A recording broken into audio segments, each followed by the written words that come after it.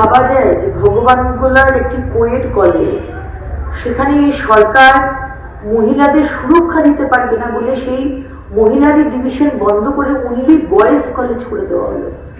আর এই সরকারই আজকে লক্ষ্মী ভান্ডারের কথা বলে, এই সরকার আজকে 1500 টাকা দিয়ে বলছে মহিলাদের সশক্তিকরণ হচ্ছে, এই সরকার আজকে সবুজ সাথী সাইকেল দিয়ে বলছে মহিলাদের সশক্তিকরণ হচ্ছে। আরে মমতা ব্যানার্জি, আপনার সরকারের কি হবে? আপনাদের দলের যুব নেতা গণধর্ষণ করে, কসবার আইন কলেজে আমরা দেখতে পেয়েছি। আপনাদের নেতৃত্বেই আপনাদের যুব নেতা ধর্ষণ করে। আর একদিকে আপনাদের ওই রবীন্দ্রনাথ ভট্টাচার্য আজকে 81 বছর বয়সের একজন বৃদ্ধকে তাকে মেরে তাকে খুন করে দেয়।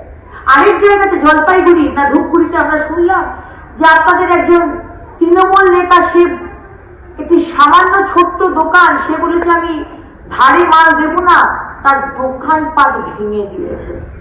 এই তো হচ্ছে আপনাদের তৃণমূলের দলের আদর্শ আর আইডিওলজি।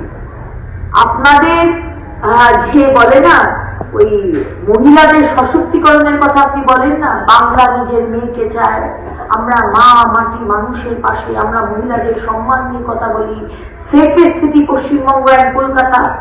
এই ভগবানগোলার কলেজ যেটা আজকে মহিলাদের ডিভিশন বন্ধ হয়ে গেছে, দিস ইজ দ্য রিয়ালিটি। আজকে মহিলাদের কোনো সুরক্ষা নেই। আর আপনি মমতা ব্যানার্জি, আপনি এখন চালিত হচ্ছেন গুন্ডার দ্বারা, তাই আপনার হাতেও নেই। আপনার হাত থেকে যে রেইন অফ দ্য গভর্নমেন্ট হাত থেকে বেরিয়ে গেছে।